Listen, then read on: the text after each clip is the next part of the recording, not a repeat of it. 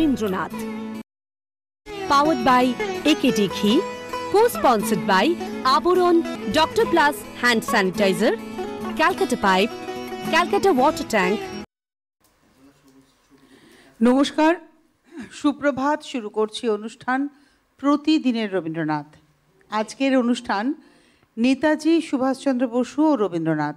নেতাজি ও রবীন্দ্রনাথে কেন আজকে নেতাজি ও রবীন্দ্রনাথ অনুষ্ঠানটা আমি করছি সেটা অবশ্যই বলবো। তার আগে বলি, আজকের এই অনুষ্ঠানে যিনি উপস্থিত রয়েছেন তিনি হচ্ছেন অর্পণ রক্ষিত, ডক্টর অর্পণ রক্ষিত। অর্পণ এই মুহূর্তে যারা রবীন্দ্রনাথের গান নিয়ে কাজ করছেন তাদের মধ্যে অন্যতম একজন। অগ্নিবতার ছাত্র এবং অগ্নিব বন্দ্যোপাধ্যায়ের ছাত্র অনেকেই এখানে কাজ করছিলেন। স্নেহাশিস দাও ছিলেন অগ্নিবতার ছাত্র। তো আমরা সবাই খুব একটা যে আনন্দে আছি তা নয়, জানেন তো, আমরা খুব সমব্যথী সব পরিবারের প্রতি, আমরা একে অপরের প্রতি এই মুহূর্তে সমব্যথী, কিন্তু তারপরেও না আমাদের কাজটাকে এগিয়ে নিয়ে যেতে হবে, এটা হচ্ছে সবথেকে বড় কথা। তো আসুন আজকের এই বিশেষ অনুষ্ঠান নেতাজি সুভাষচন্দ্র বসু ও রবীন্দ্রনাথ নিয়ে পথ চলব। সঙ্গে রয়েছেন যন্ত্রানুর সঙ্গে অভিজিৎ রয়েছেন কিবোর্ডে, অনেক অনেক স্বাগত এবং সুপ্রভাত। তবলায় রয়েছেন মৃগাঙ্ক, স্বাগত এবং সুপ্রভাত। আর বিক্রম রয়েছেন পারকাশনে, স্বাগত এবং সুপ্রভাত। শব্দ আলো ক্যামেরা পিকচার টেলিকাস্টিং আমাদের ভাইয়েরা যেমনটি থাকেন সেরকমই রয়েছেন। সামনের সপ্তাহে 23শে জানুয়ারি আমরা জানি মঙ্গলবার পড়েছে, সম্ভবত মঙ্গলবারই পড়েছে। মঙ্গলবার নেতাজি সুভাষচন্দ্র বসুর জন্মদিন। আর তারপরেই 24-25 বুধ বৃহস্পতি, শুক্রবার দিন 26শে জানুয়ারি। তো আমরা নেতাজি ও সুভাষচন্দ্র বসু আমি সামনের মঙ্গলবার করতেই পারতাম, কিন্তু না, আমরা এই সপ্তাহটা এভাবে রেখেছি। স্বামীজি রবীন্দ্রনাথ, নেতাজি সুভাষচন্দ্র বসু রবীন্দ্রনাথ, মহাত্মা গান্ধী রবীন্দ্রনাথ, আগামীকাল থাকছে ভারতবর্ষের রবীন্দ্রনাথ, ভারতবর্ষ ও রবীন্দ্রনাথ।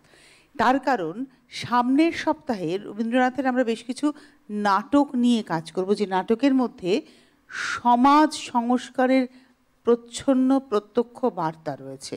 এবং আগামী মঙ্গলবার তাসের দেশ, যে নাটকটি তিনি উৎসর্গ করেছেন। আজকে আমি সেই প্রসঙ্গতে যাবই না, ছোট্ট করে খালি বলবো যে কেন উৎসর্গ করলেন, কোন সময়টাকে রবীন্দ্রনাথ উৎসর্গের জন্য বেছে নিয়েছিলেন সেটুকু বলবো। কিন্তু আগামী মঙ্গলবার তাসের দেশ নিয়ে বিশদে আলোচনা করব। তাই আজকে কেউ যদি ফোন করেন তাসের দেশের প্রসঙ্গে কিন্তু কথা বলবেন না, ওটা বলবেন সামনের মঙ্গলবার, এটাই বলে দেওয়া। তো অর্পণ, শুরু করি আমরা। আসলে শুরুতে তুমি যে নামটা বললে আমরা তো এখনো বেরোতে পারিনি, কারণ আজকে 17ই জানুয়ারি 2024, ঠিক এক সপ্তাহ আগে গত বুধবার এই সময় স্নেহাশিস দা বেঁচে রয়েছেন। হ্যাঁ, তিনি কাজকর্ম করছেন, সবকিছু করছেন, বেঁচে রয়েছেন। সেই জায়গায় দাঁড়িয়ে আজকে যখন আসছি, মানে গাড়িতে করে আসলাম, যে ভাবলাম যে কি গাইবো প্রথম গানটা। তো মানুষ যখন চলে যান আমরা তো জানি না যে তার মনের মধ্যে কি চলে। তো সেরকমই একটা গান, একটা ধারণা করে নিতে পারি আমরা, সেরকম ভেবে নিয়ে একটা গান বেছেছি স্নেহাশিসদার প্রতি এই গানটা।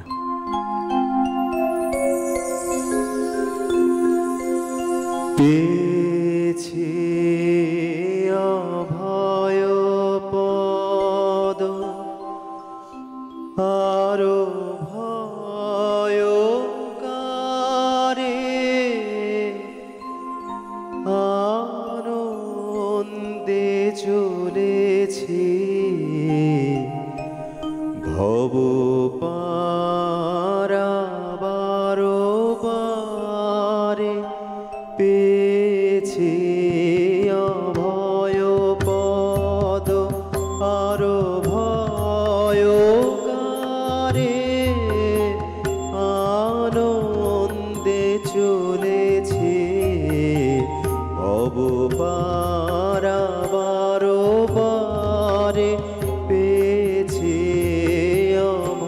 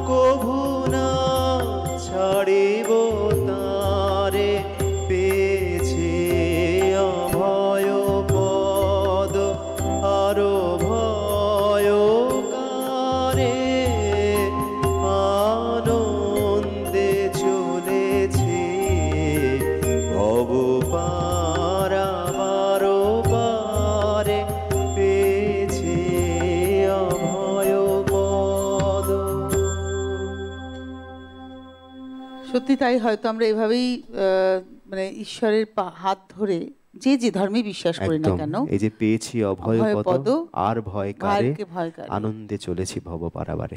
আমার মানে জীবনের একটি অঙ্গ, সে একবার ছাদ থেকে প্রায় পড়ে যাওয়ার সম্মুখীন। মানে সে যখন বেঁচে রয়েছে, সে ফার্স্ট ফোনটা আমাকে করে বলে, জানো আমার মনে হলো যে আমি তো আর বাঁচবো না। কিছুই না, সে একটা ট্যাঙ্কে উঠে জল কতটা আছে দেখতে গেছিল, আমার ছোট ছেলে, আর অনেকটা লম্বা, তো পাঁচিলের থেকে স্লিপ কেটে গেছিলো, মানে উল্টে গেছিলো, কেউ ছিল না সঙ্গে। তো যাই হোক, ঈশ্বরের কৃপা, আমার ঈশ্বরের প্রতি প্রেম, আমি মনে করি সে বেঁচে রয়েছে। তো আমাকে ফার্স্ট ফোনটা ওখান থেকে হাত পা থরথর করে কাঁপছে ফোন করেছেন তখন অফিসে, বলছে জানো মা আমি না মনে হলো তুমি আর বাঁচবো না। তো আমার মাথায় না সব পুরনো গল্পগুলো সব এলো, ছোট্টবেলা থেকে এই অবধি যত ভালো ভালো আমার স্মৃতি রয়েছে সবগুলো আমি রিকল করছিলাম। তো এটা আমি কেন, এই যে তুমি বলে না যে কী হয় মনের মধ্যে, তো আমি জানি না, তো এটাই হয়তো হয়। কিন্তু ওই যে বললাম, মৃত্যুটাই ভীষণ নিশ্চিত। আমরা যে যাই করি না কেন, যত অর্থের মালিক হই না কেন, যত প্রতিপত্তি দেখাই না কেন, যাই করি না কেন, যত কষ্টই করি না কেন, মাটিতে কীট হয়ে রই না কেন, আমাদের কাছে জীবনের মৃত্যুটাই নিশ্চিত। মৃত্যুর থেকে বড় সত্যি কিচ্ছু নেই। এবং যত জীবনে আমাদের অভিজ্ঞতা বাড়ে, আমরা প্রাজ্ঞ হই, তত কিন্তু এই কথাটা ভীষণভাবে সত্যি হয়ে ওঠে। মানে যত দিন যাচ্ছে, আমাদের তো বয়স হচ্ছে, আর আমাদের কি হচ্ছে, ধরো আমরা এখানে মোটামুটি আমি, মৃগাঙ্ক, অভিজিৎ, আমরা সব কাছাকাছি বয়সের, যার ফলে আমাদের কি হচ্ছে, এক এক করে যখন সিনিয়ররা চলে যাচ্ছেন, আমাদের ছেলেবেলাগুলো চলে যাচ্ছে, একটা একটা করে ছেলেবেলার অধ্যায়, মানে বইটা বন্ধ হয়ে যাচ্ছে, একটা করে চ্যাপ্টার বন্ধ হয়ে যাচ্ছে, একটা করে চ্যাপ্টার বন্ধ হয়ে যাচ্ছে।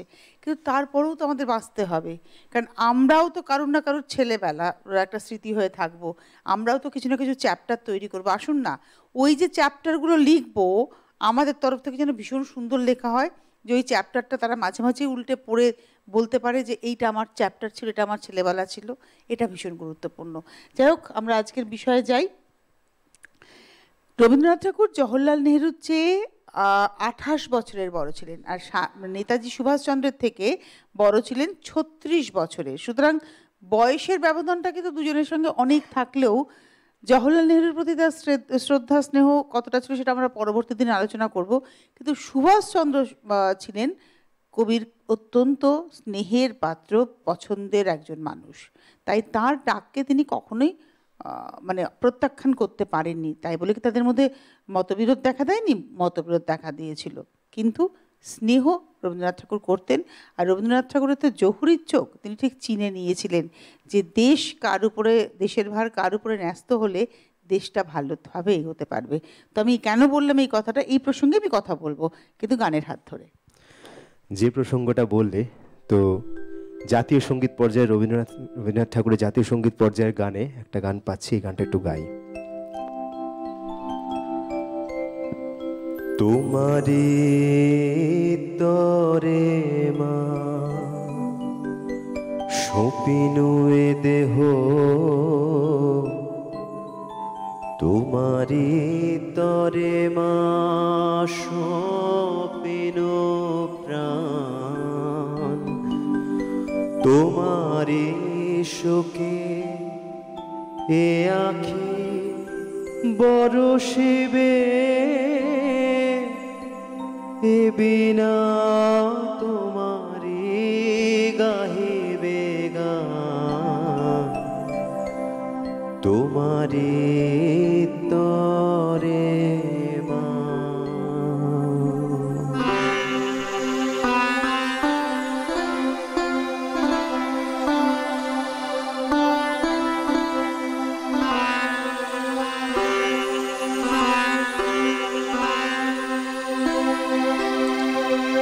যদিও এ বাহু অক্ষম দুর্বল, তোমারি কার্য নাশিবে,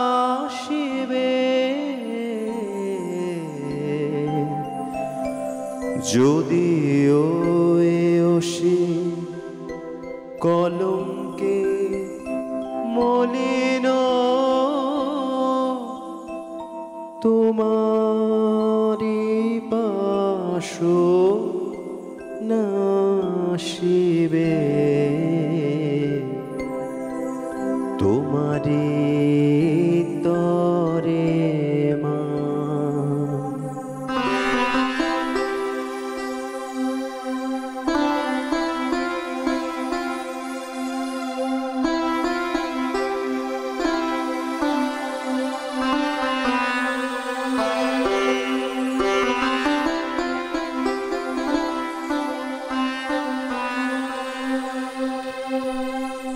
যদিও হে দেবে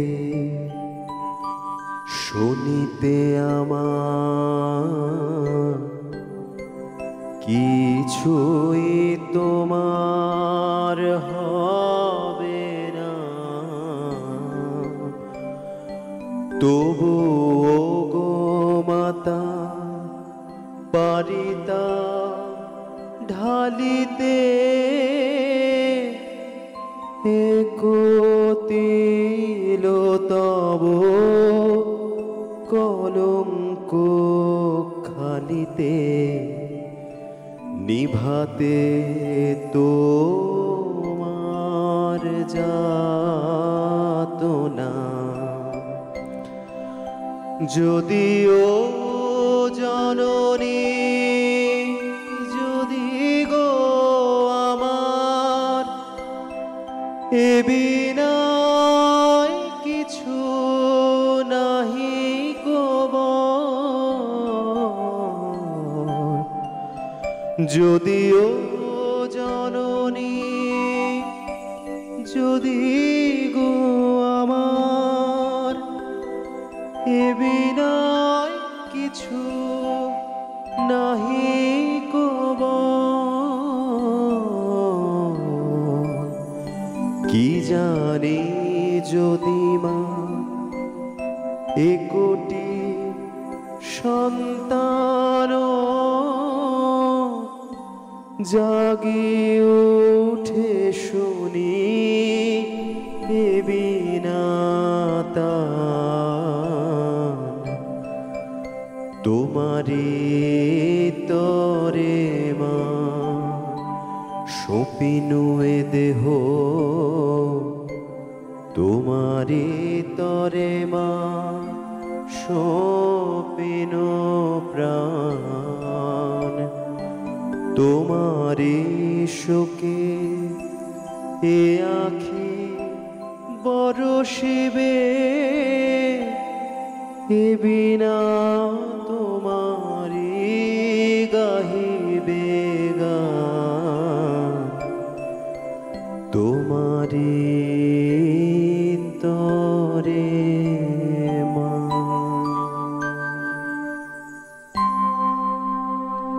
কি অসম্ভব গানটা গাইলে অর্পণ, অসাধারণ অসাধারণ, মন প্রাণ ভরে গেল। এও না একদম সাধনা করে, মানে গানের সঙ্গে একেবারে লেগে থাকে। তো রবীন্দ্রনাথের সঙ্গে নেতাজি সুভাষচন্দ্র বসুর প্রথম দেখা হয়েছিল 17 বছর যখন বয়স সুভাষচন্দ্র বসুর, ওই 1914 সাল আশপাশ। তখন তিনি প্রেসিডেন্সি কলেজে পড়ছেন।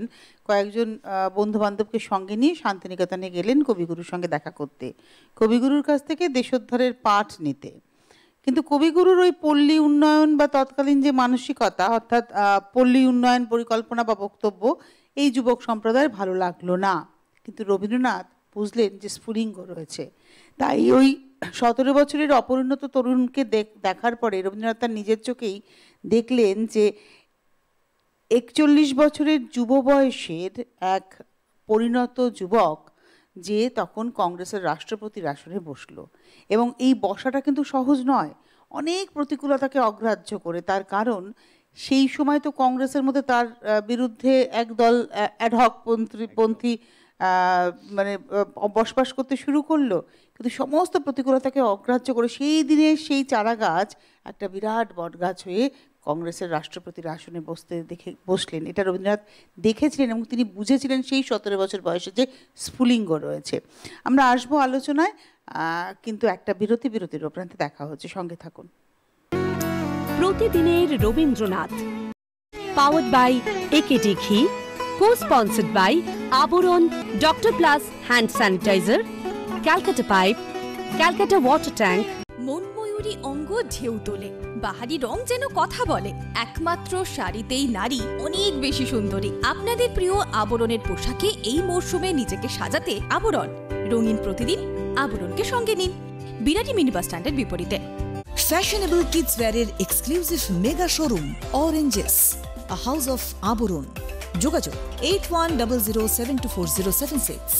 Oranges, বিরাটি মিনি বাস স্ট্যান্ডের বিপরীতে।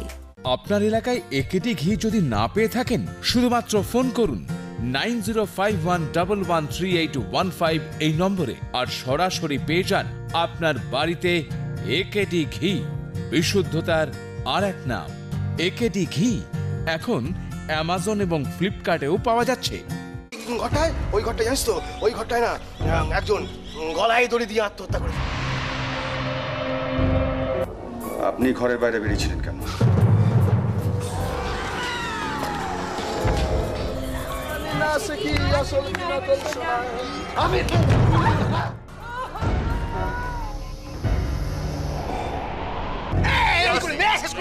নিচে পুলিশ এসে গেছে।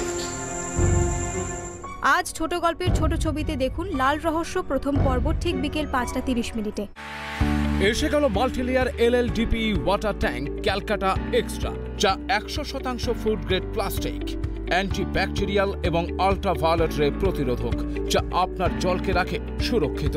ক্যালকাটা এক্সট্রা এর মেটাল সকেট যুক্ত ইনলেট আউটলেট, এয়ার ভেন্টিলেটর এবং ওভারফ্লোয়ের আধুনিক সিস্টেম আপনাকে দেয় এক্সট্রা ফ্যাসিলিটিস। এর স্ক্রু ফিট আঁটো-সাঁটো ঢাকনা, সহজ প্রতিস্থাপন এবং corrugated ribs Calcutta extra water ট্যাঙ্কে করে তোলে এক্সট্রা শক্তিশালী, এক্সট্রা মজবুত। Manufactured by Calcutta poly products industries, Kolkata. মনময়ূরী অঙ্গ ঢেউ তোলে, বাহারি রং যেন কথা বলে। একমাত্র শাড়িতেই নারী অনেক বেশি সুন্দরী। আপনাদের প্রিয় আবরণের পোশাকে এই মরশুমে নিজেকে সাজাতে আবরণ। রঙিন প্রতিদিন আবরণকে সঙ্গে নিন।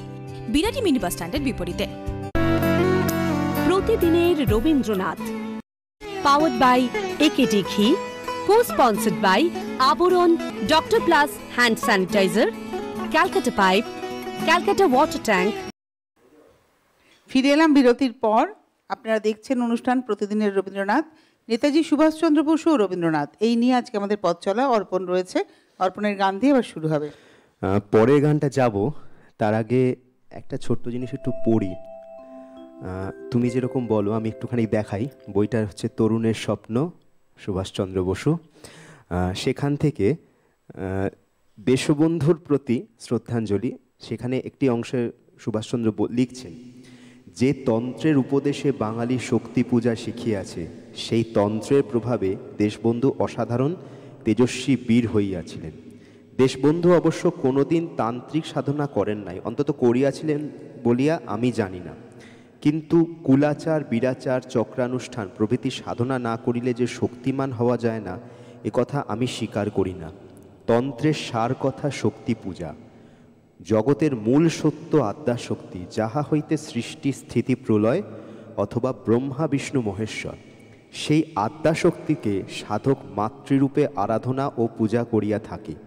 বাঙালির উপর তন্ত্রশাস্ত্রের প্রভাব খুব বেশি বলিয়া বাঙালি জাতি হিসাবে মায়ের অনুরক্ত এবং ভগবানকে মাতৃরূপে আরাধনা করিতে ভালোবাসে। পৃথিবীর অন্যান্য জাতীয় ধর্মাবলম্বীরা যথা ইহুদি, আরব, খ্রিস্টান ভগবানকে পিতৃরূপে আরাধনা করিয়া থাকে। ভগিনী নিবেদিতার মতে যে সমাজে নারী অপেক্ষা পুরুষের প্রাধান্য, সেখানে ভগবানকে লোকে পিতৃরূপে কল্পনা করিতে শিখে। অপরদিকে যে সমাজে পুরুষ অপেক্ষা নারীর প্রাধান্য, সেখানে লোকে ভগবানকে মাতৃরূপে কল্পনা করিতে শিখে। সে যাহা হোক, বাঙালি যে ভগবানকে, শুধু ভগবানকে কেন, বাংলাদেশকে এবং ভারতবর্ষকে মাতৃরূপে কল্পনা করিতে পারে, করিতে ভালোবাসে, এ কথা সর্বজনবিদিত। স্বামীজি কি বলেছিল যে আগামী 50 বছর তোমাদের ভারত মাতাই দেবতা, দেশ মাতাই হচ্ছেন দেবী দেবতা, আর বাদ বাকি সব অকেজো, আর কোনো দেবীর কোনো ভূমিকা নেই, সব অকেজো। এই যে মানে এই স্বামীজির কথারই প্রতিফলন আমরা দেখতে পাচ্ছি। এই যে সুভাষচন্দ্র বসুর এই যে কথাটা, এবং তুমি স্বামীজির কথাটা বললে, তো একটা গান হট করে মনে এসে গেল, সেই গানটা স্বামীজি নিজে গাইতেন, আমার মনে হয়েছে সেই গানটা একটু গাই, এবং গানটি আমাকে অনুরোধ করেছিলেন সুধাংশুদা।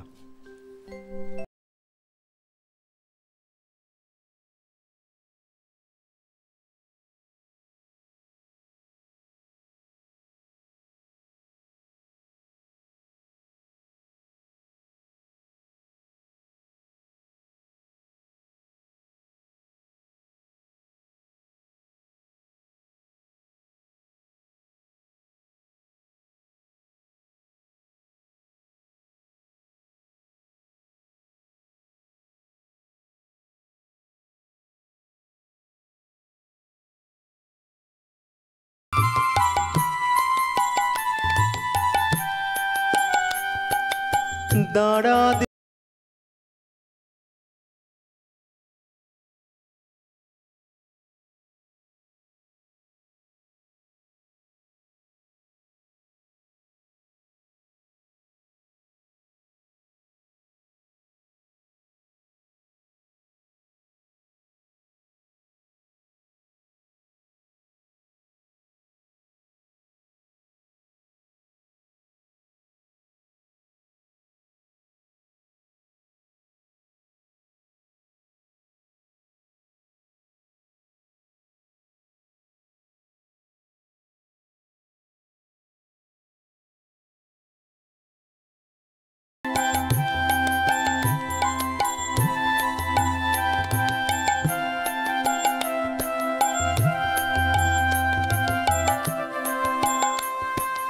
বিশ কোটি কণ্ঠে মা বলে ডাকিলে রোমাঞ্চ উঠিবে অনন্ত নিখিলে।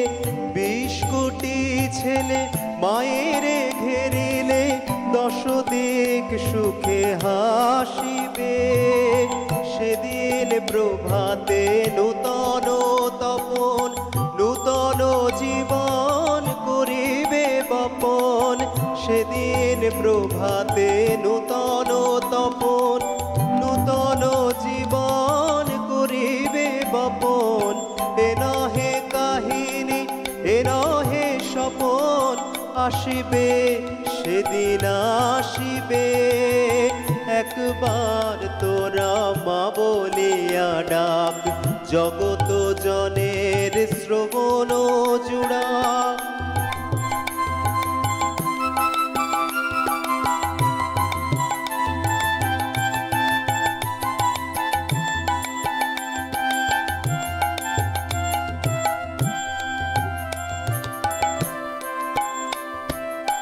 আপনার মায়ে মা বলে ডাকিলে আপনার ভাইয়ের হৃদয়ে রাখিলে সব পাপ তাপ দূরে যায় চলে পুণ্য প্রেমের বাতাসে। সেথায় বিরাজে দেব আশীর্বাদ না থাকে কলহ না থাকে বিষাদ। সেথায় বিরাজে দেব আশীর্বাদ না থাকে কলহ না থাকে বিষাদ। ঘুচে অপমান জেগে ওঠে প্রাণ পুণ্য প্রেমের বাতাসে। ঘুচে অপমান জেগে ওঠে প্রাণ বিমল প্রতিভা বিকাশে। একবার তোরা মা বলিয়া ডাক জগত জনের শ্রবণ জুড়া। হিমাদ্রি পাষাণ কেঁদে গলে যাক মুখ তুলে আজি চাহরে। একবার তোরা মা বলিয়া ডাক জগত জনের শ্রবণ জুড়া। বহুদিন পর এই গানটা হলো, বহুদিন পর। এই গানগুলো না অল্প শ্রুত নয় অশ্রুত গানের পর্যায়ে ভুক্ত হয়ে দাঁড়িয়েছে, তাই না? ভীষণ সুন্দর একটা কীর্তনাঙ্গের গান, কি সুন্দর আমরা শুনলাম। একটা টেলিফোন নিয়ে আবার আসছি নেতাজি সুভাষচন্দ্র বসুর কথায়। নমস্কার, সুপ্রভাত, কে রয়েছেন? হ্যালো, আমি মালদা থেকে সুমনা বলছি। হ্যাঁ বলুন সুমনা। এর আগে কথা হয়েছে আমাদের। হ্যাঁ হ্যাঁ হ্যাঁ, আই থিংক আপনি আপনার কাছে বা তোমার কাছেই বলি, আমার হোয়াটসঅ্যাপ নাম্বার আছে। হ্যাঁ হ্যাঁ, তোমার আপনার হোয়াটসঅ্যাপ নাম্বার আছে, আমি কবিতাও পাঠিয়েছিলাম, সময়ের অভাবে হয়তো দেখা হয়নি। তা ঠাকুমা স্বামীজির কৃপায় প্রত্যেকের শুভ সকাল হোক, সারাদিন সবার সামনে যারা পিছনে আছেন, যাদের দেখিনি প্রত্যেকের। আমি একটু পিছনে ঘুরে দু একটা কথা বলবো, সেটা হচ্ছে ডক্টর অর্পণকে নিয়ে তো কোনো কথাই হবে না, এবং প্রত্যেক শিল্পীরা ভীষণ ভালো ওখানে যারা আসেন। আমি উৎসব এসেছিলেন যে ডক্টর উৎসব, আমি অনেক চেষ্টা করেছিলাম, পাইনি। আপনাকে একটা কথা বলার আছে, সেটা হচ্ছে যে স্বামীজি তার গানের মালায় 12খানা না রবীন্দ্রনাথের গান প্রথমেই সীমাবদ্ধ করেছেন। এটা আমরা আলোচনা করলাম তো সঙ্গীত কল্পতরু প্রসঙ্গে। হ্যাঁ হ্যাঁ হ্যাঁ, আমি সেটা না, সেটাই আমি ভাবছি যে আর একটা কথা যেটা বলা, সেটা হচ্ছে যে আমাদের একজন প্রফেসর খুব সুন্দর একটা কথা বলেছিলেন যে আমি মিশনে রোজ আসতে, আমি মিশনের সাথে একটু যুক্ত আর কি, রামকৃষ্ণ মিশনের সাথে। বলছে আমি মিশনে রোজ আসতে পারি না, তা বলে এমন নয় যে আমি মহারাজকে ভালোবাসি না। স্বামীজির ক্ষেত্রে উনি সেটা বলেছেন, স্বামীজি এবং রবীন্দ্রনাথ হয়তো পরপর, আপনার কথা তো অস্বাভাবিক সুন্দর, আপনার তথ্যের তো কোনো তুলনা হয় না। আমি তাও এই কথাটা আবারও রিপিট করছি, উনি খুব সুন্দর করে বলছেন দুজনের দেখা হতো না, কিন্তু দুজনের যদি আপনি যেমন বলেছেন না ভবিষ্যতে গিয়ে দেখা হতো, দুজনকে ভীষণ কাছের করে নিতেন মানব হৃদয় দিয়ে। না, আমি যেটা বলেছি সেটা আমি পড়তে পড়তে গিয়ে মনে হয়েছে সুমনা, যে স্বামীজি যখন মারা গেছেন তখন তিনি গীতাঞ্জলি রবীন্দ্রনাথকে দেখেনি, শান্তিনিকেতনে রবীন্দ্রনাথকে উপলব্ধি করতে পারেননি, তার আগেই স্বামীজি চলে গেলেন। যদি দেখতেন, যদি উপলব্ধি করতেন, তাহলে ছবিটা একদম অন্য হতো, যে ছবিটা আমরা পাই না। স্বামীজি রীতিমতো আমরা পাই নিবেদিতাকে তিনি বারণ করেছিলেন ঠাকুর বাড়িতে যেতে, একটি শব্দ ব্যবহার করে, ওরা শৃঙ্গার রসকে প্রচার প্রসার করাচ্ছে, রানীচন্দ্রের লেখা থেকে আমরা পেয়েছি কথাটা। সুতরাং ছবিটা পুরো উল্টে যেত, সেটাই বলেছি। দুজন দুজনকে শ্রদ্ধা করতেন কি করতেন না, রবীন্দ্রনাথ তো ডেফিনেটলি করতেন তার পরবর্তী লেখাতে, কারণ রবীন্দ্রনাথ তো বেঁচেছেন অনেক বেশি না, রবীন্দ্রনাথ তো স্বামীজির তুলনায় বেঁচেছেন অনেক বেশি, অথচ বয়সের কাছে তারা কাছাকাছি ছিলেন। ধন্যবাদ ভাই। আর আমি জানি ওটা 12টা গান উনি সঙ্গীত কল্পতরুতে যে লিপিবদ্ধ করেছেন, এটা আমরা বহুবার আলোচনা করেছি, এটা আমার জানা ছিল। ধন্যবাদ তবু মনে করে দেওয়ার জন্য। আরেকটা টেলিফোন নিয়ে নিই। নমস্কার, কে রয়েছেন? আমি নিউ টাউন থেকে চন্দ্রোদয় বলছি। হ্যাঁ বলুন। আচ্ছা, আমি মানে প্রত্যেকটা এখানে যে সব শিল্পীরা অংশগ্রহণ করেন তারা সবাই আমার অত্যন্ত গুণী, কিন্তু তাদের সবার প্রতি শ্রদ্ধা দিয়ে সম্মান রেখে আমি একটা অনুরোধ করছি আপনাদেরকে, আপনারা যদি কাইন্ডলি একটু সুস্মিতা পাত্রকে আবার আনতে পারেন। আমরা অনেকবার চেষ্টা করেছি, তার সময় হচ্ছে না, আমাদের তরফ থেকে অনেক চেষ্টা রয়েছে। আমরা গত মাসেও তার সাথে কথা হয়েছে, আমাদের যিনি অ্যারেঞ্জ করেন, যিনি মূলত মানে কি বলবো কন্ডাক্ট করেন শিল্পীদের সঙ্গে, আমি তো বিষয়টা বলে দিই এবং শিল্পীদের নামটা বলে দিই যে এই শিল্পী এই শিল্পী এই শিল্পী, তার দায়, কারণ আমার সেই সময়টা নেই ওদের সাথে ফোনে কথা বলে সবটা ডিটেল সেট করা। এই মাঝখানে যিনি রয়েছেন প্রিয়ব্রত চক্রবর্তী বহুবার ফোন করেছেন, তিনি বলেছেন আমার সময় হলে নিশ্চয়ই যাব, তার তো সময় হচ্ছে না। আমি জানি আপনাদের অনেকের অনেক অনুরোধ রয়েছে, এদের গান শুনুন, এদের গানও ভীষণ সুন্দর। সুস্মিতা তো ডেফিনেটলি খুব ভালো গায়। ভালো থাকুন, সুস্থ থাকুন, আমরা গানে যাই। সুভাষচন্দ্রের আরেকটা রচনা একটু বলি। উনি বলছেন যে মহাপুরুষেরা মহত্ব লাভের সম্ভাবনা লইয়াই জন্মগ্রহণ করেন সন্দেহ নাই, কিন্তু সাধনা ব্যতীত তাহার সে মহত্বের বিকাশ সাধন করিতে পারেন না, বা সর্বসম্মতিক্রমে মহাপুরুষের আসন গ্রহণ করিতে পারেন না। যত মহাপুরুষ এ পৃথিবীতে আজ পর্যন্ত জন্মগ্রহণ করিয়াছেন, তাহাদের জীবনী যদি বিশ্লেষণ করো, তাহা হইলে দেখিবে যে প্রত্যেকের জীবনে আছে অসীম অধ্যাবসায়, অক্লান্ত চেষ্টা, গভীর সাধনা ও অবিরত পরিশ্রম। তোমরা যদি সেরূপ চেষ্টা ও সাধনা করিতে পারো, তাহা হইলে তোমরাও একদিন মহাপুরুষের আসনে বসিতে পারিবে। তোমাদের প্রত্যেকের মধ্যে ভস্মাচ্ছাদিত বহ্নির ন্যায় অসীম শক্তি আছে। সাধনার দ্বারা যে ভস্মরাশি অপনীত হইবে এবং অন্তরে দেবত্ব কোটি সূর্যের উজ্জ্বলতার সহিত প্রকাশিত হইয়া মনুষ্য সমাজকে মুগ্ধ করিবে। গানে যায় একদম সেই ভাষণের পরের যে গানের কথা উল্লেখ করেছেন সেই গানটা একটু গাই। হে ভারত আজি তোমার সভায় শুনো এ কবির গান, তোমারও চরণে নবীন হরষে এনেছি পূজার দান। হে ভারত আজি তোমারি সভায় শুনো এ কবির গান। তোমারও চরণে নবীন হরষে এনেছি পূজার দান। এনেছি মোদের দেহের শকতি, এনেছি মোদের মনের ভকতি, এনেছি মোদের দেহের শকতি, এনেছি মোদের মনের ভকতি, এনেছি মোদের ধর্মের মতি, এনেছি মোদের প্রাণ, এনেছি মোদের শ্রেষ্ঠ অর্ঘ্য তোমারে করিতে দান।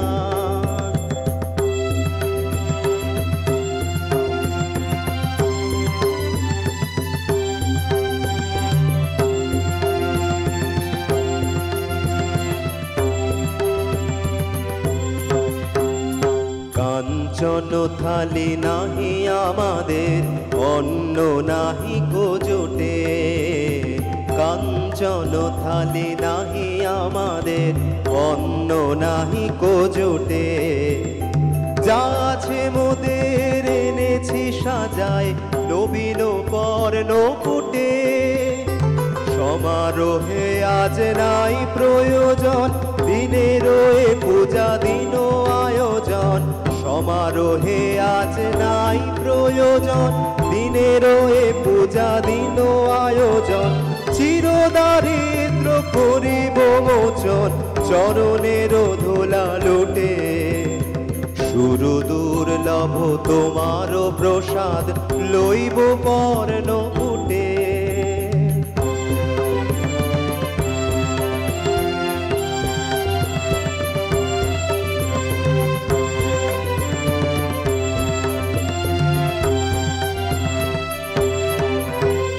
রাজা তুমি নও হে মহাতাপস, তুমি প্রাণের প্রিয়। রাজা তুমি নও হে মহাতাপস, তুমি প্রাণের প্রিয়। ভিক্ষাভূষণ ফেলিয়া পড়িব তোমারি উত্তরীয়। দৈন্যের মাঝে আছে তব ধন, মনের মাঝে রয়েছে গোপন। দৈন্যের মাঝে আছে তব ধন, মনের মাঝে রয়েছে গোপন। তোমার মন্ত্র অগ্নি বচন, তাই আমাদের দিও। পরের শয্যা ফেলিয়া পড়িব তোমারি উত্তরীয়।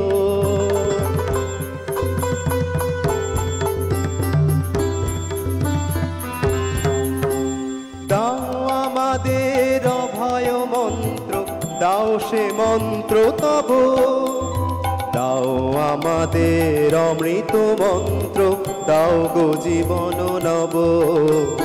দাও আমাদের অভয় মন্ত্র, অশোক মন্ত্র তব।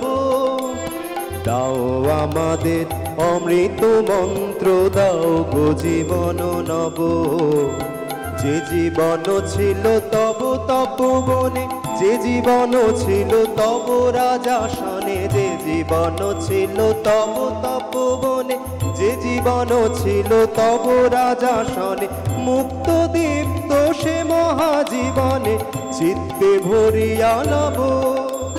মৃত্যু তরণ শঙ্কা হরণ, দাও সে মন্ত্র তব। হে ভারত আজি তোমারি সভায় শুনো এ কবির গান। তোমার চরণে নবীন হরষে এনেছি পূজার দান। হে ভারত আজি তোমারি সভায় শুনো এ কবির গান। তোমার চরণে নবীন হরষে এনেছি পূজার দান। আমরা ভীষণ সুন্দর একটা গানের আবহে রয়েছি। আজকে আমার আলোচনার বিষয় নেতাজি সুভাষচন্দ্র বসু ও রবীন্দ্রনাথ, এবং এই প্রসঙ্গে কিছু ছবি যাচ্ছে। দেখুন, এই যে মহাজাতি সদনের ভিত্তিপ্রস্তর স্থাপন, বলি এই গল্পটি। 1939 সালের 19শে অগস্ট মধ্য কলকাতা তৎকালীন সেন্ট্রাল অ্যাভিনিউ এবং হ্যারিসন রোডের সংযোগস্থলের অদূরে ম্যারাপ বাঁধা হয়েছে। বেলা যত বাড়ছে ভিড়ও তত বেড়ে চলেছে। লোকমুখে খবর বাতাসের আগে পৌঁছে গিয়েছে নানান জায়গায়। ইতিমধ্যেই এসে গিয়েছেন বাঙালির শ্রেষ্ঠ রাজনৈতিক আইকন জননায়ক সুভাষচন্দ্র বসু, এবং এসে পড়েছেন বিশিষ্ট চিকিৎসক বিধানচন্দ্র রায়ও। এসেছেন সুভাষচন্দ্রের অগ্রজ শরৎচন্দ্র বসু। এদের উপস্থিতিতে মঞ্চ উজ্জ্বল করে উপস্থিত হলেন নোবেলজয়ী কবি রবীন্দ্রনাথ। তিনি এসেছেন এই জায়গায় সুভাষচন্দ্রের পরিকল্পনায় একটি ঐতিহাসিক ভবন গড়ার ভিত্তিপ্রস্তর স্থাপন করতে। সেই অনুষ্ঠানে বিশ্বকবি রবীন্দ্রনাথ ঠাকুর সদনটির নামকরণ করলেন মহাজাতি সদন। ভিত্তিপ্রস্তর স্থাপন করার পর কবি বললেন, আজ এই মহাজাতি সদনে আমরা বাঙালি জাতির যে শক্তি প্রতিষ্ঠা করবার সংকল্প করেছি তা সেই রাষ্ট্রশক্তি নয়, যে শক্তি শত্রুমিত্র সকলের প্রতি সংশয় কণ্টকিত। জাগ্রত চিত্তকে আহ্বান করি, যার সংস্কার মুক্ত উদার আতিথ্যে মনুষ্যত্বের সর্বাঙ্গীন মুক্তি অকৃত্রিম সত্যতা লাভ করি। বীর্য এবং সৌন্দর্য, কর্মসিদ্ধিমতী সাধনা এবং সৃষ্টি শক্তিমতী কল্পনা, জ্ঞানের তপস্যা এবং জনসেবার আত্মনিবেদন এখানে নিয়ে আসুক আপন আপন বিচিত্র দান। সুভাষচন্দ্র বসু যখন সর্বভারতীয় রাজনীতিতে ভীষণভাবে ব্যস্ত হয়ে পড়েন, তখন তিনি উপলব্ধি করেন যে কলকাতায় নাগরিকদের সভা সমিতি করবার কোনো উপযুক্ত বড় প্রেক্ষাগৃহ নেই। সেই সময় তিনি কলকাতা পুরসভার কাছে 38 কাঠা জমির জন্য আবেদন জানান। কলকাতা পুরসভা 1 টাকা লিজে সেন্ট্রাল এভিনিউ এবং হ্যারিসন রোডের সংযোগস্থলের অদূরেই এই জমিটি দেয়। সেখানেই গড়ে ওঠে মহাজাতি সদন। এই সদনের নকশা এঁকেছিলেন রবীন্দ্রনাথের স্নেহভাজন শান্তিনিকেতনের বিশিষ্ট স্থপতি সুরেন্দ্রনাথ কর।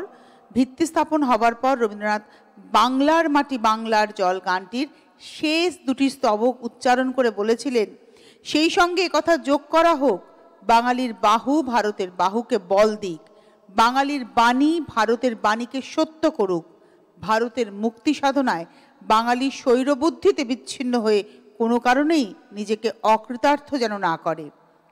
রবীন্দ্রনাথ এসেছেন এবং এই কথা তিনি বলে গেছেন। সুতরাং রবীন্দ্রনাথের আদর্শ এবং দর্শন সুভাষচন্দ্র তার জীবনের অন্যতম মূলমন্ত্র করেছিলেন। এইটা কেন বললাম, এই যে বাংলার মাটি বাংলার জলের শেষ 2টি স্তবক নিয়ে এত বিতর্ক, এটা কিন্তু রবীন্দ্রনাথ কি বলেছেন এটা জানা ভীষণ দরকার। পরিবর্তন তখনই করবেন আগে জানবেন, জানার পরে প্রয়োজন অনুভব করবেন আদৌ পরিবর্তন করার পরিমার্জন করার প্রয়োজন আছে কিনা কবিগুরুর বাণীকে। এই ধৃষ্টতা দেখানোটা আমি মনে মূর্খের কাজ। চলে যাই গানে অর্পণ। যে গানটা এবার গাইবো এটা আমার শোনা কথা, জানি না, মানে আমি যদি কেউ আমার যদি ভুল ত্রুটি হয় তাহলে তো ধরিয়ে দেবেন, তাহলে খুব ভালো হয়। এই গানটা শুনেছি সুভাষচন্দ্র মানে কম বয়সে নিজে গুনগুন করে গাইতেন। আগে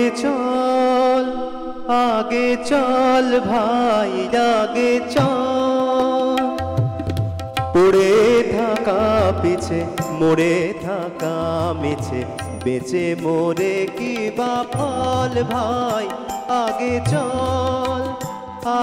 চল ভাই আগে চল। প্রতি নিমেষে যেতেছে সময়, দিনক্ষণ চেয়ে থাকা কিছু নয়। প্রতি নিমেষে যেতেছে সময়, দিনক্ষণ চেয়ে থাকা কিছু নয়। সময় সময় করে পাজি পুঁথি ধরে, সময় কোথা পাবি বল ভাই, আগে চল ভাই আগে চল।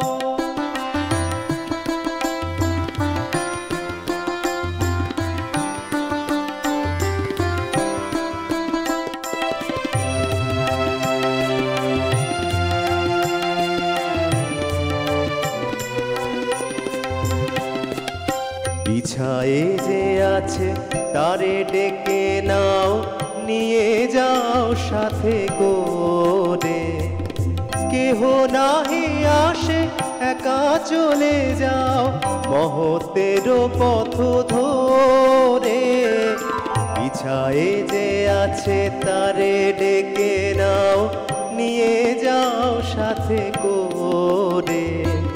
কেহ নাহি আসে একা চলে যাও মহতের পথ ধরে, পিছু হতে ডাকে মায়ারও কাঁদন, ছিঁড়ে চলে যাও মোহের বাঁধন।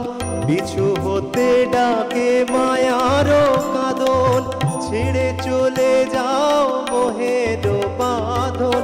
সাধিতে হইবে প্রাণেরও সাধন, মিছে নয়নেরও জল ভাই আগে চল, আগে চল ভাই আগে চল।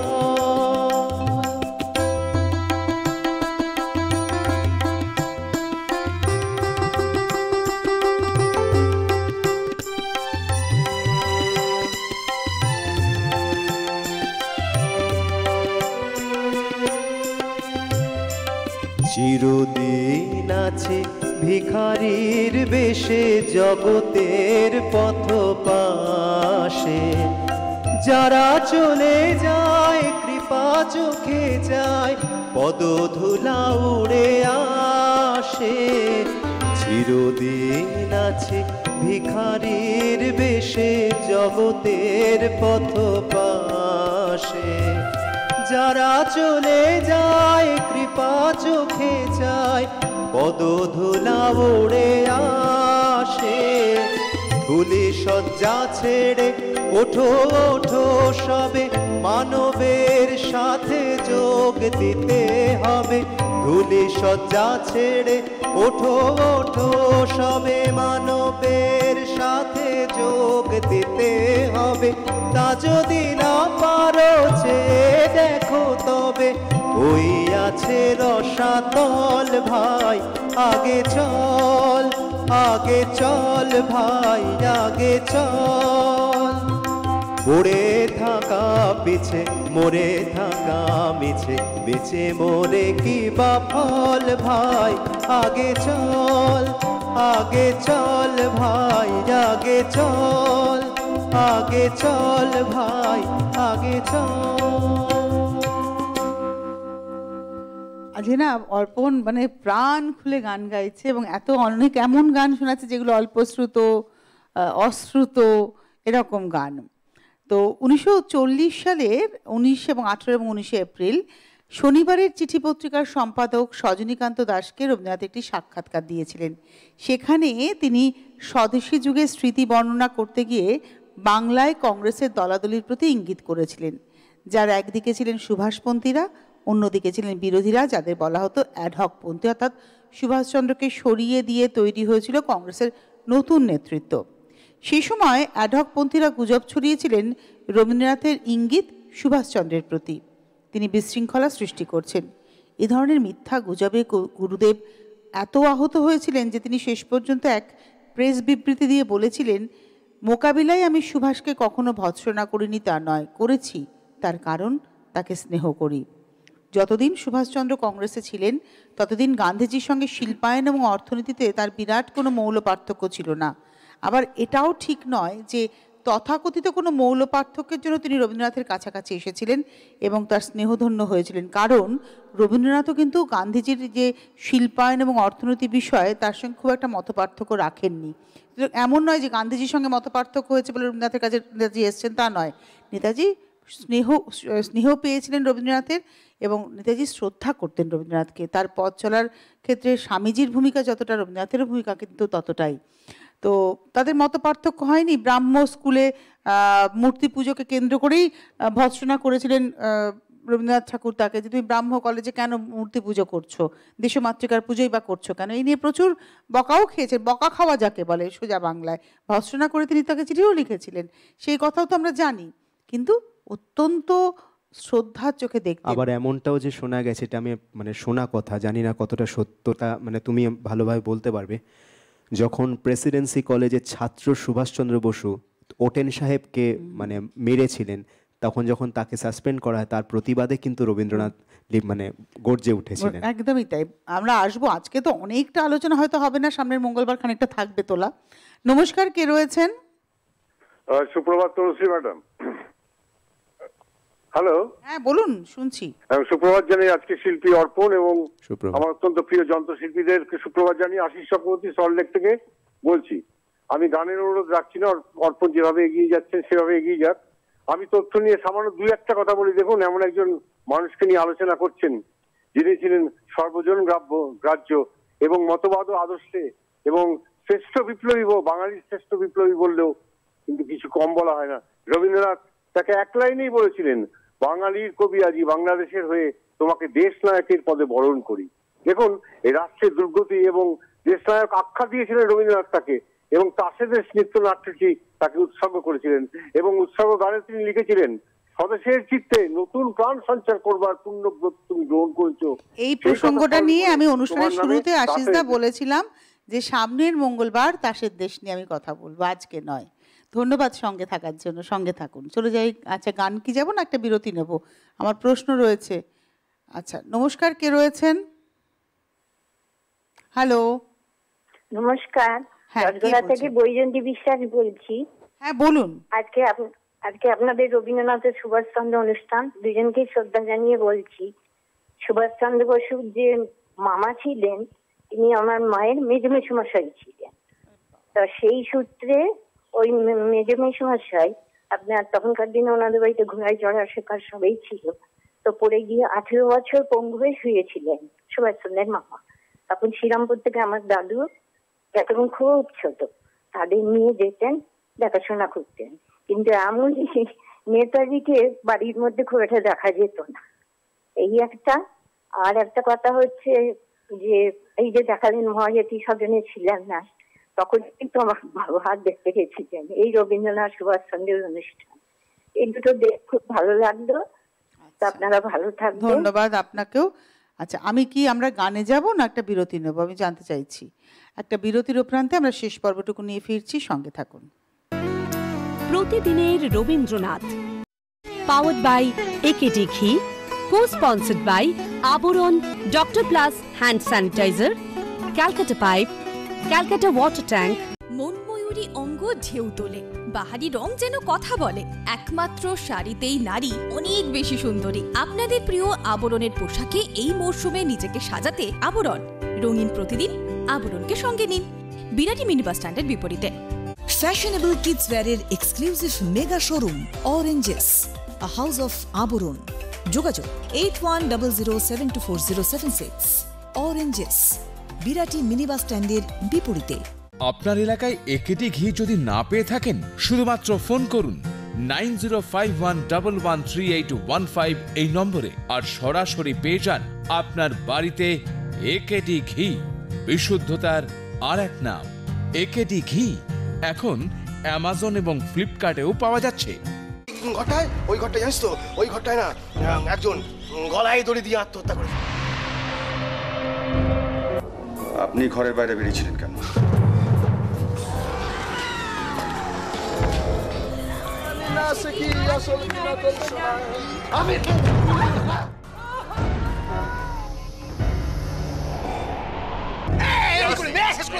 নিচে পুলিশ এসে গেছে। আজ ছোট গল্পের ছোট ছবিতে দেখুন লাল রহস্য প্রথম পর্ব ঠিক বিকেল 5:30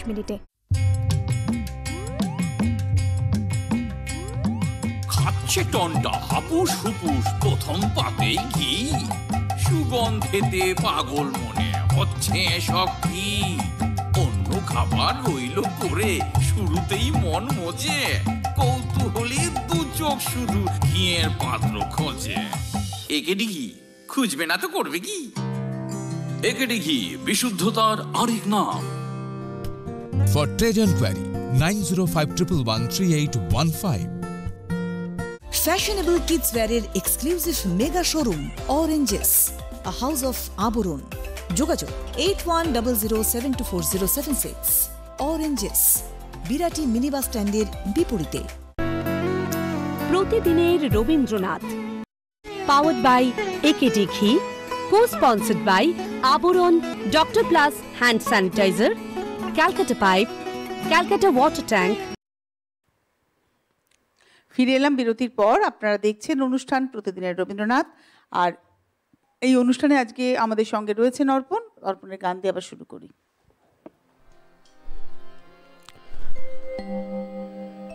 আমাদের যাত্রা হলো শুরু, এখনো গো কর্ণধার, তোমারে করে নমস্কার। এখন বাতাস উঠুক, তুফান উঠুক, ফিরব না গোয়ার, তোমারে করে নমস্কার। আমাদের যাত্রা হলো শুরু, এখনো গো কর্ণধার, তোমারে করি নমস্কার। এখন বাতাস উঠুক, তুফান উঠুক, ফিরব না গোয়ার, তোমারে করি নমস্কার। আমাদের যাত্রা হলো শুরু।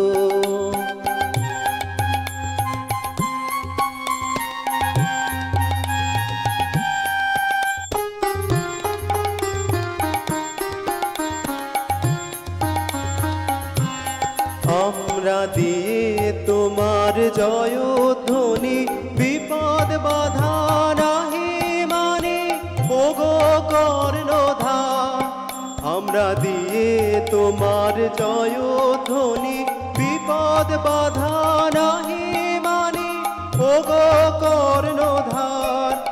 এখন মা ভই বলি ভাষায় তোরে, দাও গো করিবার, তোমারে করি নমস্কার। এখন বাতাস উঠুক, তুফান উঠুক, ফিরব না গোয়ার, তোমারে করি নমস্কার। আমাদের যাত্রা হলো শুরু।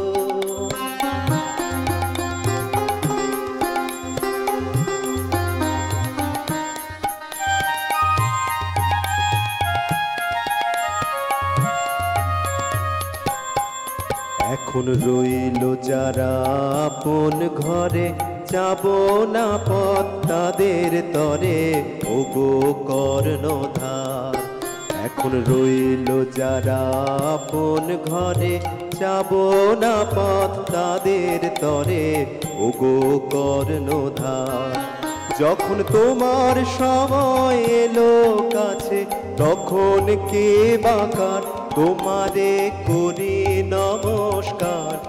এখন বাতাস উঠুক, তুফান উঠুক, ফিরব না গোয়ার, তোমারে করি নমস্কার। মোদের কে বা আপন, কে বা অপর, কোথায় বাহির, কোথায় বা ঘর গো কর্ণধার। যে তোমার মুখে মনের সুখে নেব সকল ভার, তোমারে করি নমস্কার। এখন বাতাস উঠুক, তুফান উঠুক, ফিরব না গোয়ার, তোমারে করি নমস্কার। আমাদের যাত্রা হলো শুরু।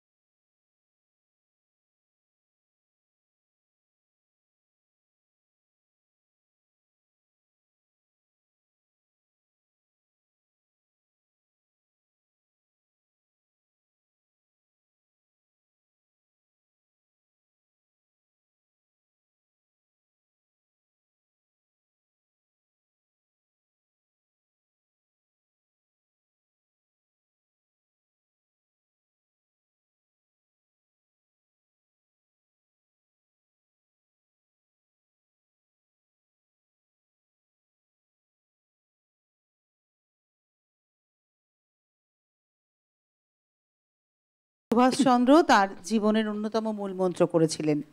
সেই মূলমন্ত্রের বিষয়টি হলো তার রাজনৈতিক জীবন জুড়ে সাম্প্রদায়িক সম্প্রীতি রক্ষার প্রচেষ্টা। বিভিন্ন ঐতিহাসিক তথ্যাদি থেকে জানা যায় রবীন্দ্রনাথ এবং সুভাষচন্দ্রের রাজনৈতিক মতাদর্শ সবসময় যে ঐক্যমতে থাকতো তা নয়, কিন্তু তবুও তারা পরস্পরের প্রতি শ্রদ্ধাশীল স্নেহশীল ছিলেন। একবার রবীন্দ্রনাথ সুভাষচন্দ্রের জীবনের ব্যবহারিক এবং রাজনৈতিক বিচক্ষণতার প্রশংসা করে এক তার বার্তায় লিখেছিলেন, অত্যন্ত বিরক্তিকর অবস্থার মধ্যে পড়িয়াও তুমি যে ধৈর্য ও মর্যাদাবোধের পরিচয় দিয়াছ, তাহাতে তোমার নেতৃত্বের প্রতি আমার শ্রদ্ধা ও বিশ্বাসের উদ্রেক হইয়াছে। আত্মসম্মান রক্ষার জন্য বাংলাকে এখনও সম্পূর্ণরূপে বীরতা ভদ্রতাবোধ অব্যাহত রাখিতে হইবে। তাহা হইলেই আপাত দৃষ্টিতে যাহা তোমার পরাজয় বলিয়া মনে হইতেছে, তাহাই চিরন্তন জয় বলে পরিণত হইবে। রবীন্দ্রনাথ সেই সময় পুরীতে ভ্রমণ করছিলেন। কংগ্রেসের ওয়ার্কিং কমিটিতে তখন সুভাষচন্দ্রকে একঘরে করবার একটা ষড়যন্ত্র চলছিল, যা রবীন্দ্রনাথকে পীড়িত করেছিল এবং তিনি অস্থির হয়ে সুভাষচন্দ্রের পক্ষ নিয়েছিলেন। কবির মনে হয়েছিল সুভাষ হয়তো সাময়িকভাবে মানসিক চাপ ও উত্তেজনার বশে পদত্যাগ করে ফেলতে পারেন। 1939 সালের 3রা এপ্রিল সুভাষচন্দ্রকে রবীন্দ্রনাথ একটি চিঠি লিখলেন। কি লিখলেন? শ্রী সুভাষচন্দ্র বসু, কল্যাণীয়সু। কয়েকদিন কলকাতায় এসে দেশের লোকের মনের ভাব ভালো করে জানবার সুযোগ পেয়েছি। দেশ তোমার প্রত্যাশায় আছে, এমন অনুকূল অবসর যদি দ্বিধা করে হারাও তাহলে আর কোনোদিন ফিরে পাবে না। বাংলাদেশ থেকে তুমি যে শক্তি পেতে পারো তার থেকে বঞ্চিত হবে। অন্য পক্ষও চিরদিন তোমার শক্তি হরণ করতে থাকবে। এত বড় ভুল কিছুতেই করো না। তোমার জন্য বলছি নে, দেশের জন্য বলছি। মহাত্মাজি যাতে শীঘ্রই তার শেষ বক্তব্য তোমাকে জানান, দৃঢ়ভাবে সেই দাবি করবে। যদি তিনি গড়িমসি করেন তাহলে সেই কারণ দেখিয়ে তোমরা পদত্যাগ করতে পারবে। তাকে বলো শীঘ্রই তোমাকে ভবিষ্যতের কর্তব্য স্থির করতে হবে, অতএব আর বিলম্ব সইবে না। আশা করি তোমার শরীর সুস্থ হবার দিকে চলছে। আজই শান্তিনিকেতনে ফিরছি। এই চিঠির 3.5 মাসের মাথায় অর্থাৎ আগস্টের 12 তারিখে ওয়ার্ধায় অনুষ্ঠিত জাতীয় কংগ্রেসের ওয়ার্কিং কমিটির বৈঠকে সুভাষচন্দ্রের বিরুদ্ধে শাস্তিমূলক ব্যবস্থা অবলম্বন করে একটি প্রস্তাব গৃহীত হয়েছিল। সেই প্রস্তাবে কি বক্তব্য ছিল আমি সেটা বলবো, কিন্তু গানের হাত ধরে। এই যে চিঠির কথাটা বললে, একটা গান ভেবেছিলাম, তোমার এটা শুনে আমার গানটা কিন্তু বদলে গেছে। ওরে ভাই মিথ্যা ভেবো না, ওরে ভাই মিথ্যা ভেবো না, হবার নয় যা কোনো মতে হবে না সে হতে দেব না। ওরে ভাই মিথ্যা ভেবো না, ওরে ভাই মিথ্যা ভেবো না।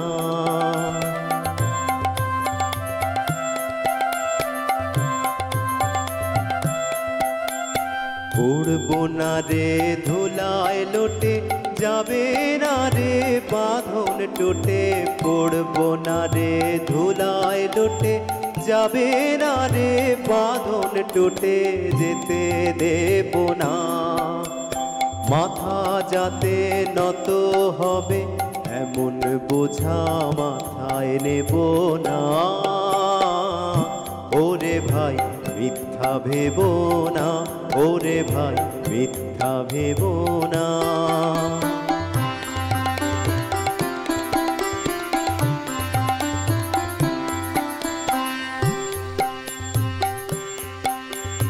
দুঃখ আছে দুঃখ পেতেই হবে, দুঃখ আছে দুঃখ পেতেই হবে।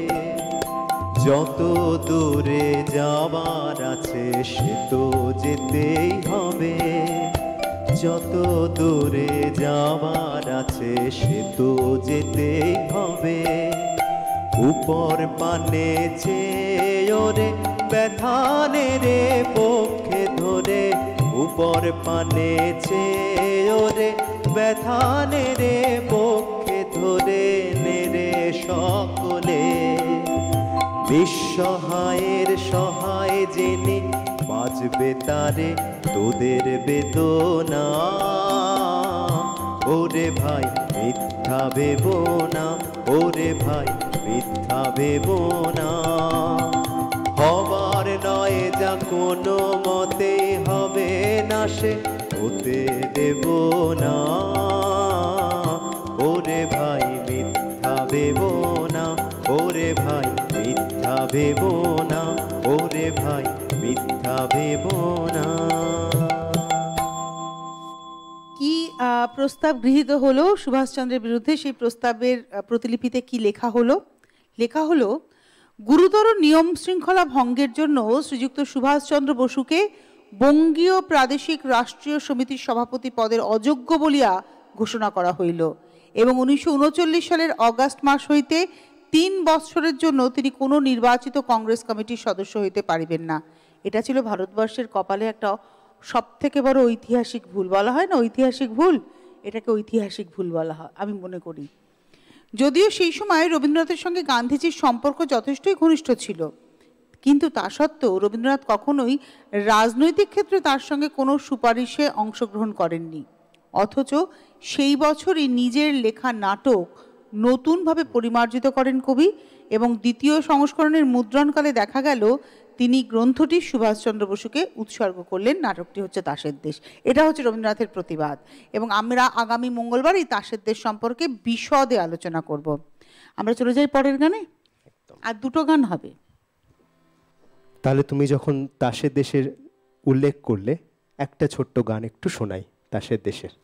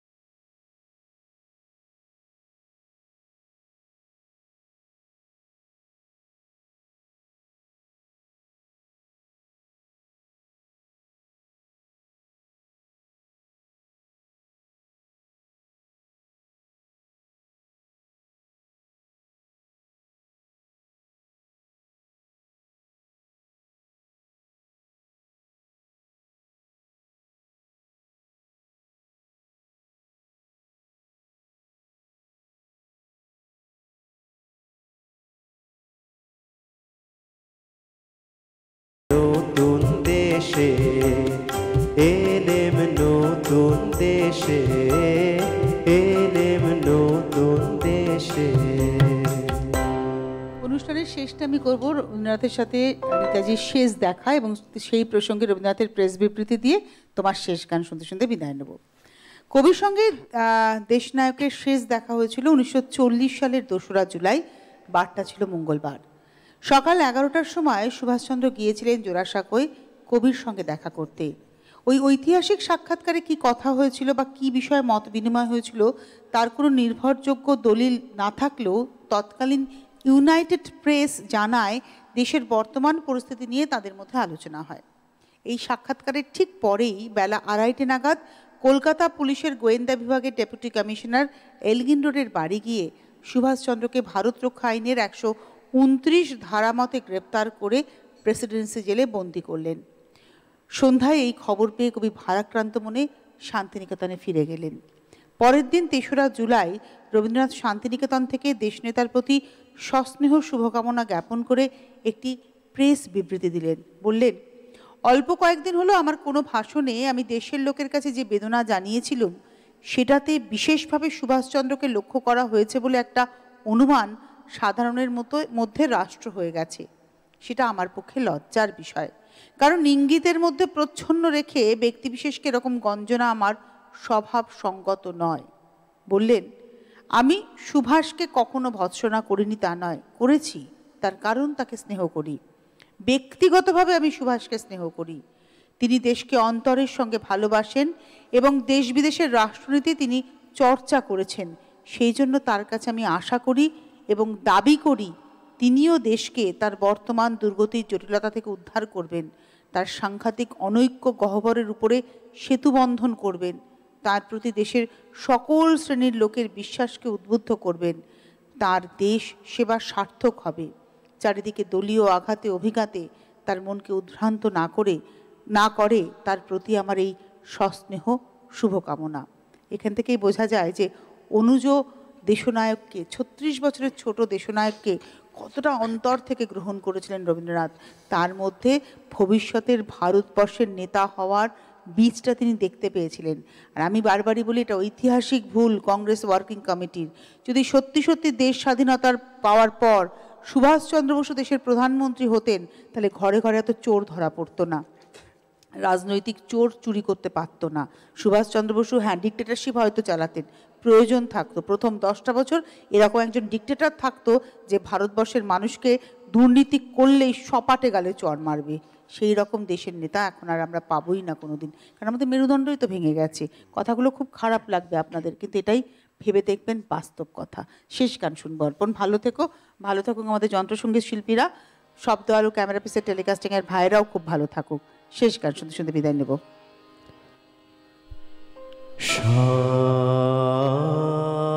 সার্থকু জনম আমার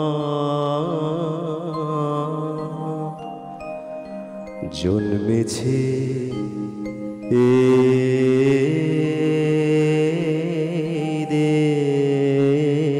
দেশে, সার্থক জনম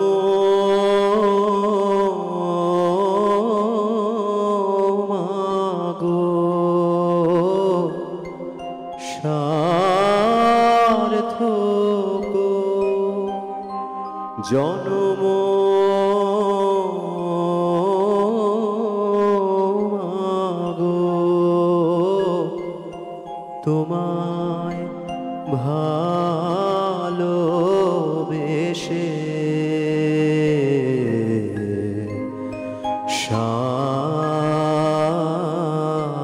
সার্থক জনম আমার জন্মেছে দেশে।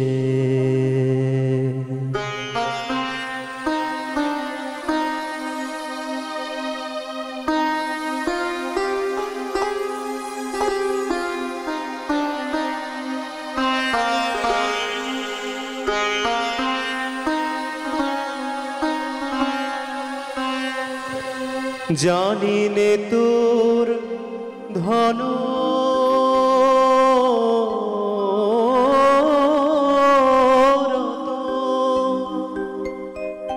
আছে কিনা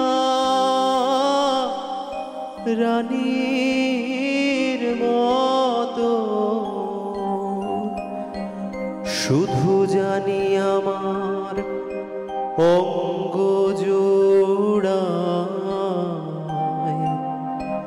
তোমার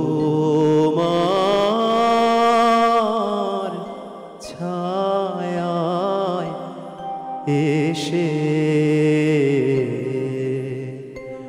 শুধু জানি আমার অঙ্গ জোড়ায় তোমার ছায়ায় এসে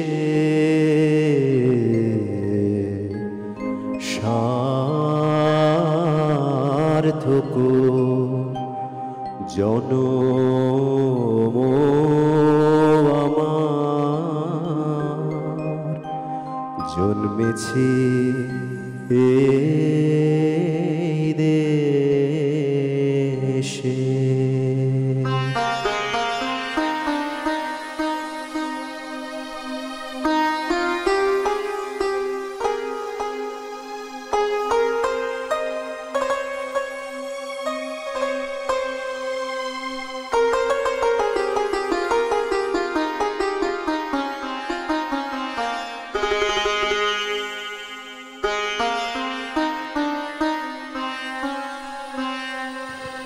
কোন বনেতে জানি রে ফুল গন্ধে যেমন করে আকুল, কোন গগনে ওঠে রে চাঁদ এমন হাসি হেসে, কোন গগনে ওঠে রে চাঁদ এমন হাসি হেসে, আঁখি মেলে তোমার আলো প্রথম আমার চোখ জোড়ালো, আঁখি মেলে তোমার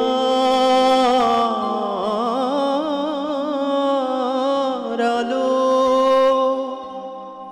প্রথম আমার চোখ জোড়ালো, ওই আলোতে নয়ন রেখে মুদব নয়ন শেষে, ওই আলোতে নয়ন রেখে মুদব নয়ন শেষে,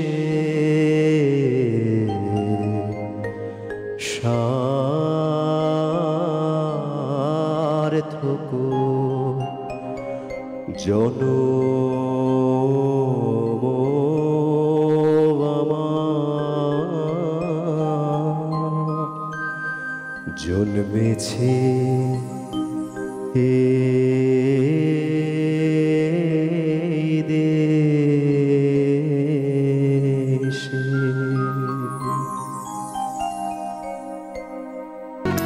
প্রতিদিনের রবীন্দ্রনাথ পাওয়ার্ড বাই একেডি ঘি, কো স্পন্সর্ড বাই আবরণ